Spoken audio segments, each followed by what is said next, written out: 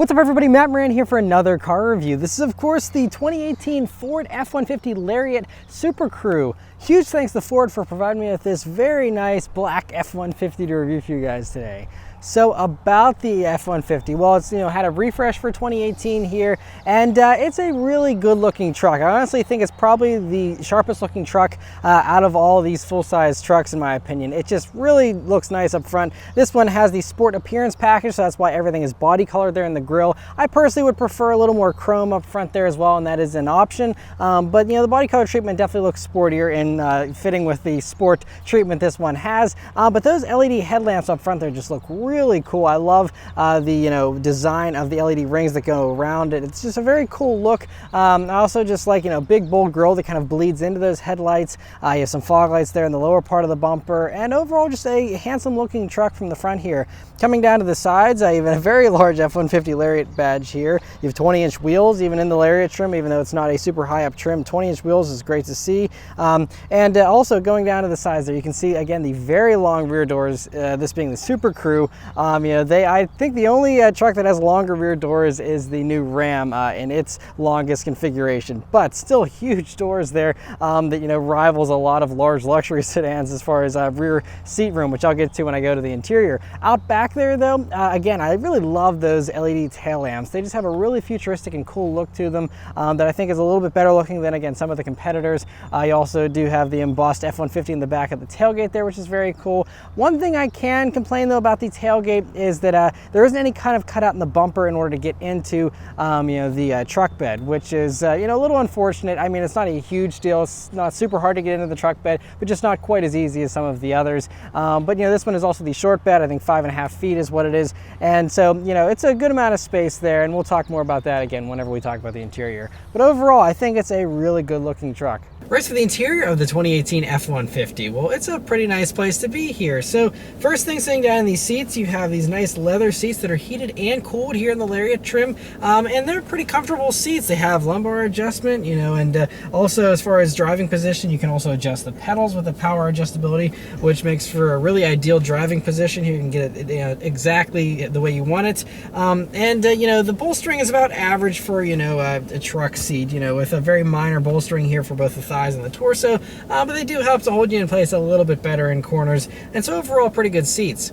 Next though is the steering wheel in the F-150, which is pretty standard, not super exciting, but does have a really great 9/3 grip, nice little 10/2 notches, and has this, I think, vinyl feeling material. I don't know, it doesn't feel as rich as an actual leather wrapped wheel, but feels pretty good though still, and you just have these plastic buttons on here that again feel a little cheap compared to some of the competitors possibly, but just a few buttons here on it, very simple. You don't have any kind of paddle shifters here in the regular F-150. You have to go to the Raptor in order to get those.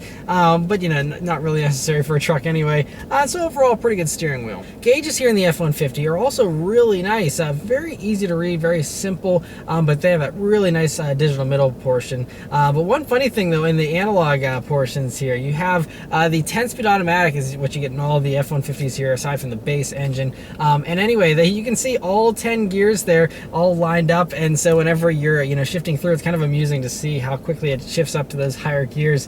But anyway, that center digital portion, really nice, large, very high resolution, great colors. I also really love the 4 little gauges you have there at the top of it, including a boost gauge, which is very cool since this one is running the 2.7 liter EcoBoost V6. Otherwise though, you can just roll through the My View, which has all kinds of stuff, including a digital speedometer. You can have, all your other vehicle information, stuff like that in there. You also have trip information, with fuel economy, all that type of stuff. You can have also your towing info if you want. You have off-road menus there you can look at if you want, and then you also have all the settings for figuring everything else out here and getting everything all set up the way you want it. So pretty good amount of info. Obviously stuff like the Raptor has a little more performance metrics and things like that, but again, we're talking about a truck, and so overall a really good amount of information here on these gauges.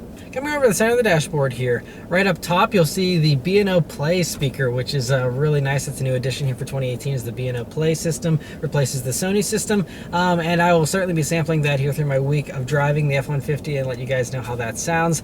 Coming down to the infotainment system though, it's the standard Sync 8-inch display, which is a very good system. Sync 3 is one of the most user-friendly systems out there these days. It's just really nice, high resolution, very easy to navigate, just a few basic, little menus, and does everything you need it to do though. It's not, lacking in any of the feature department. I mean, it has Apple CarPlay, Android Auto, navigation here in this one as well, and it's just very easy to use. I absolutely love this system in my Mustang. I've used it for several years now, and overall, really great system. Although the only complaint I can say is, even though it's an 8-inch display, it looks a little bit small, even with this, massive center area, just this being such a large truck. And of course, it's not quite as large as like the Ram's massive infotainment screen that those now have as an option. But like I said, this screen is still plenty good, and works great. Coming down, you have your volume and tune knobs here, which look like metal, but actually are plastic. It feels a little cheaper, whereas like the Mustang has actual metal knobs that are similar in style, but they are real metal and feel a little more heavy. These are a little lighter and not quite as nice, but they still look very good, and it's nice that they're nice large volume and tune knobs, and it's great to have both there. Then coming down, you have your climate control knobs, which are similar in their design here, and just a few buttons for all that type of stuff. And so overall, not too many buttons here, and so thankfully it's pretty clean and simple, and I really like the design of it. As far as storage space in the F-150, it is very good, like any full-size truck. So anyway, first thing in the doors here, you have large map pockets, several pockets here in the doors, including a bottle holder. And you also have a second tier up here next to the speaker for fitting other small things in there. Coming over to the center here, right up top by the B&O Play speaker emblem, you'll see a nice large cubby to put all kinds of stuff right up top there. Coming down, you'll see another little slot that's large enough for the key here, right by your climate controls. And then you have also by your right leg here another little slot to fit any kind of knickknacks you want that are smaller in nature. And then coming over to the main part of the center area here, you'll see this cover you can push back, and you see another large deep cubby in here, which has 2 USB jacks in there, which is great to see. You have another little slot here for your key or whatever, and then you have 2 cup holders, which are illuminated as well, which is great. And then you have the center armrest, which is nice and softly padded, and you open that up, and then you will see a massive amount of space. Up top here, you'll see this nice slot that you can fit even like a sunglass case, something like that fits in that top slot, and you also see coin holders built into that as well. But you can slide that sideways, or you can actually remove it if you want, and then you'll see a massive amount of space. I mean, it's just cavernous in there. You could probably fit 2 gallons of milk or something. It is just enormous. You also see another regular power outlet in there, and so no shortage of storage space at all in that center for sure. Other little spaces to mention here, on the passenger side you have this little slot here right above the glove box, and you also have a sunglasses holder up here in the ceiling. Backseat space in the F-150 is excellent. Like I said when I was talking about the outside, I think the only backseat that's larger in a pickup truck is in the brand new Ram. I think that's even longer, but still, this is plenty of legroom. I'm 5'9", me sitting behind myself, I easily have like 9 inches to spare. So I mean, that embarrasses some full-size luxury sedans, that amount of space back there. It's just an enormous amount of space. So I don't think you'll have any trouble fitting anyone. Plenty of headroom as well, of course, thanks to the boxy design. And so it's just a really nice, comfortable back seat as well. You can also lift up the bottom if you need more space and don't need to use the back seat for people to sit down in. And then as far as storage space back there, you'll see 2 cup holders right up top here. You'll also see the 2 air vents. This one also in the Lariat trim, you get heated rear seats, which is a really great feature. You'll also find 2 USB jacks there. You'll find a regular power outlet and then a 110 volt power outlet plug as well back there. So great to have all those. In the doors, you'll see bottle holder pockets as well as several map pockets in there as well. And so overall, a really great back seat. And like I mentioned earlier, the truck bed here in the F-150 is pretty good. Now, this is the shorter box, I think 5.5 feet. And, like I said, it's not super easy in and out of since there isn't any kind of built-in step. I believe a step is optional of some kind in order to, get back there easier if you'd like to. But it's not too hard, to step up on the bumper still. But, this one has the spray-in bed liner, and it also has LED lights there in the sides of the bed, which is nice to have. And there's also little cutouts in the tailgate for, putting your cups or whatever, which is another nice little feature. You can also get longer beds. There's 2 actually that are longer than this, so you can have as much versatility or as little as you want back there. All right, so start, I'm going for a drive. The F-150 here has Ford's new key for 2018, which is a little heavier and chunkier than their old keys, which actually seems like a step backwards in my opinion. Now, it does have metal buttons on the back now, which is new and really nice. It has a nice weight to it, which feels great. It's just really chunky, so when you're putting it in your pocket, not the slimmest of keys, but, you know, still very nice. Has an engraved Ford emblem there on it, and a really nice key otherwise. So anyway, it's, of course, keyless access, keyless entry, push button start. So you just leave the key in your pocket, hit the engine start button, it starts right up. All right, so setting off in the 2018 Ford F-150. So, like I mentioned, this one has the 2.7 liter EcoBoost V6, and I think the first thing I'm noticing about this engine is just how smooth and quiet it is. I mean, whenever I'm pulling up at red lights, I mean, it almost sounds like it's not on sometimes. Now, for 2018, speaking of not being on, it does have this auto stop start function that you have to actually manually disable with this button up here every time you start the vehicle up if you don't want to have that.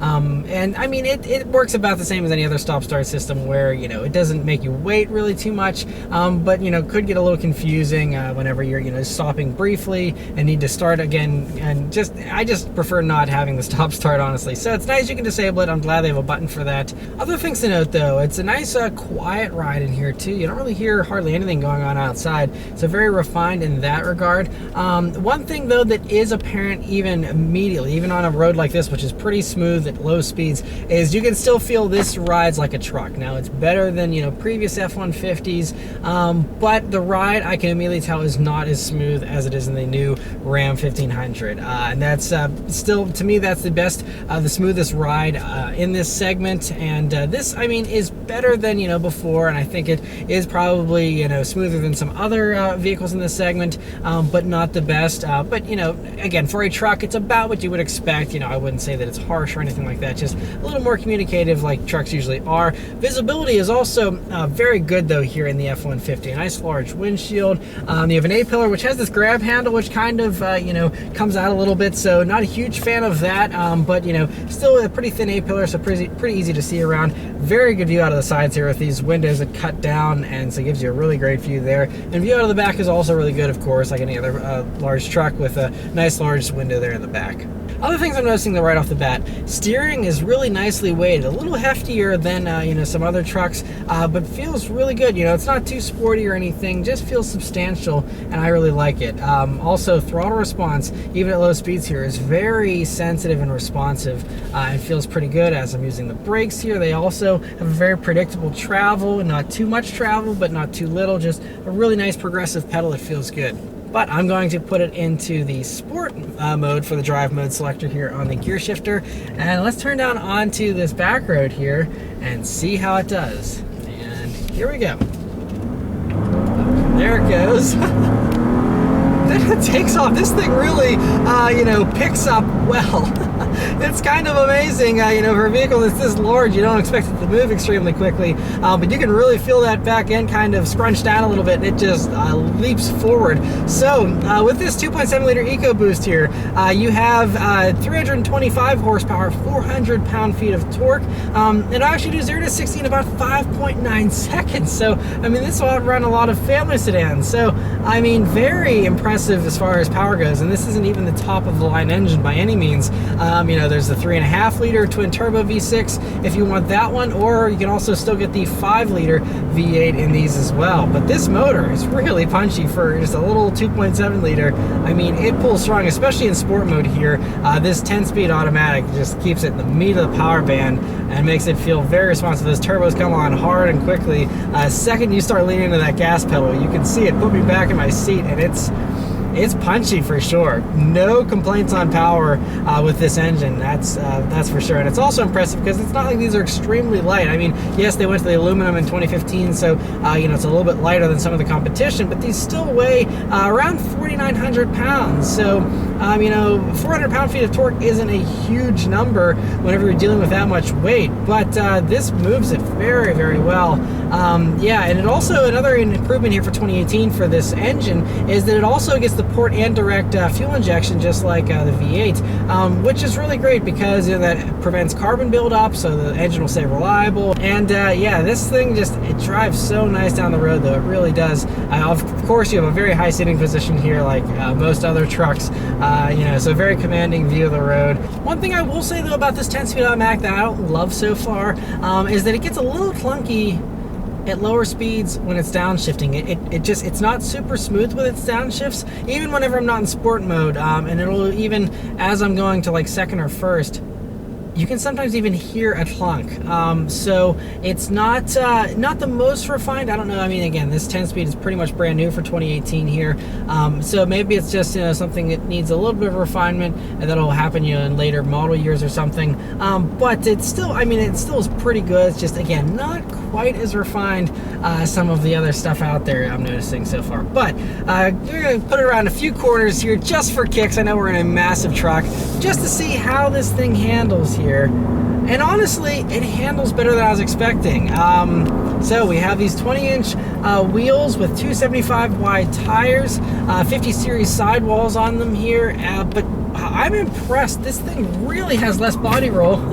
Even spills the tires a little bit. Has way less body roll than I was expecting. So as far as actually attacking corners, I would say it's better than the average run-of-the-mill truck. Again, not quite as good at handling as the 2019 Ram. I know I keep coming back to the Ram, but that just impressed me so much with its driving dynamics. They were almost car-like with how smooth it was. This is still definitely truck-like, but aside from the Ram, it's the best handling truck for sure that I've encountered. And again, for a truck, it's still plenty good. You know, I don't think you're really going to be complaining. If you have higher expectations out of a truck, you should probably readjust your expectations, because trucks have come such a long way in the past, even 10 years over what they, you know, once were as far as handling and road manners and stuff. And so this really does a really good job going around corners. Another acceleration.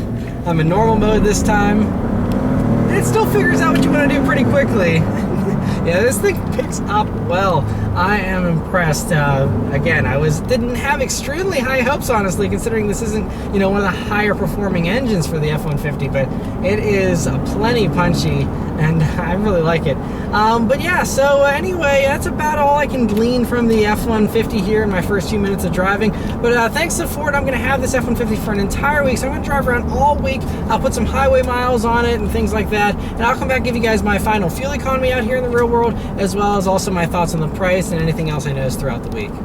Alright, so I've been driving the 2018 F-150 SuperCrew Lariat here for about a week now, and it's interesting for sure. I mean, it's a great truck. I'm just not a huge fan of trucks. You know, it's just really with this long wheelbase especially, you know, this isn't even the long bed, but just the SuperCrew being a little longer with the 4 doors, it just, you know, makes it a little tough to park, a little tough, you know, as far as turning radius and stuff like that goes. Again, if you're a truck buyer and you're, you know, someone who enjoys trucks, these types of things you're already used to and have adapted to. But personally, as someone who drives cars primarily, you know, this is definitely a change and a little bit of a challenge. You know, at times going through parking garages can sometimes be a little iffy, you know, stuff like that.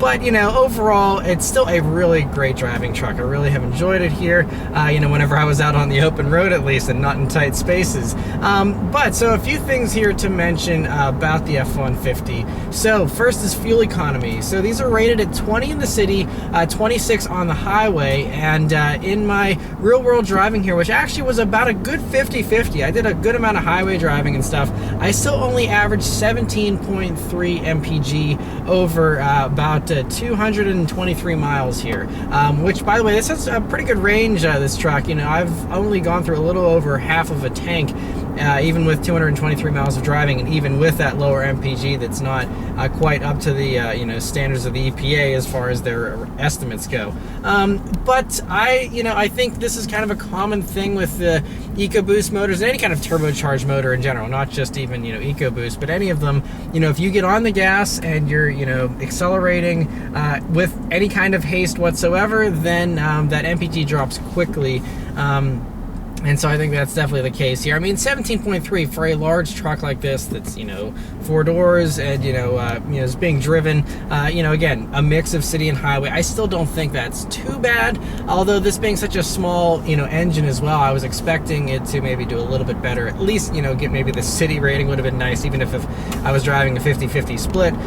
But I will say this engine is just really, really well done. I mean, it has so much power. There was not one point this week where I was wanting for power at all. I mean, I even, going on to the towing and payload capacities, which are best in class, not with this engine, but if you are to go up to the different engines, I think best in class towing, if you go for the 3.5 liter V6 EcoBoost, and I think best in class payload if you go for the V8. But this 2.7 is still a strong one. I mean, it tows about 9,000 pounds. I think the payload is, I think 2370, I think is the number there for that.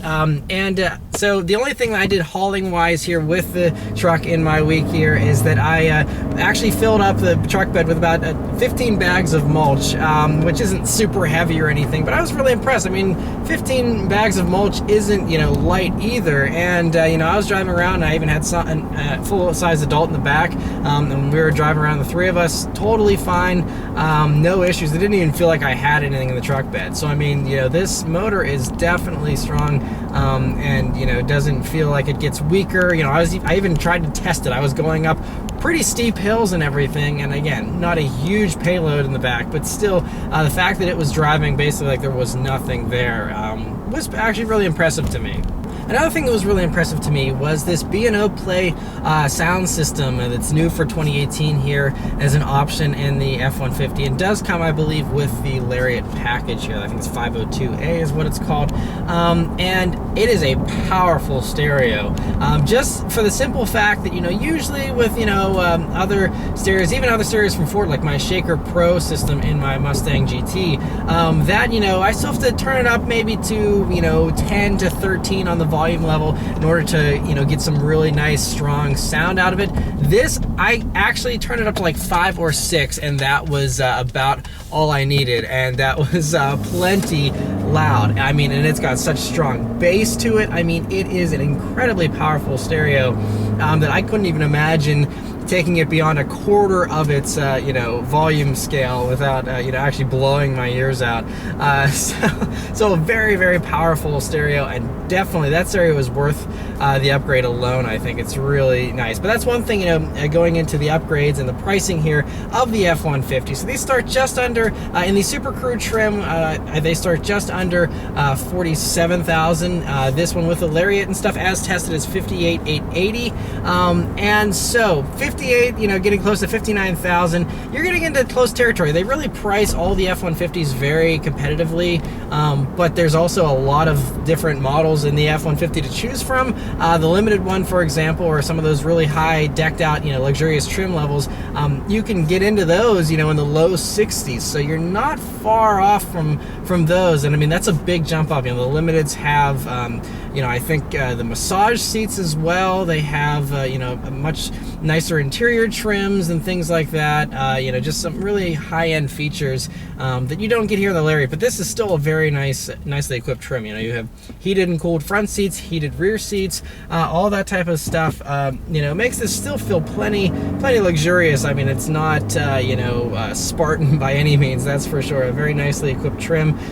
But there's a lot to choose from, and obviously they have a little bit of different styling with the way they do the exterior chrome or lack thereof and all that type of stuff. So that's one great thing. Obviously this is the #1 selling vehicle in the country. I think they said they sell roughly about 4 of these every single minute. I think I read a story that Torque News did about the sales numbers and just how bonkers it is for the F-150. So every minute 4 of these things are sold. It's just wild. So clearly Ford has figured this out. They know what they're doing. That's why they have the right amount of options to suit every single buyer, and it's obviously they're all very competitively priced. That's why it's the #1 selling truck in America.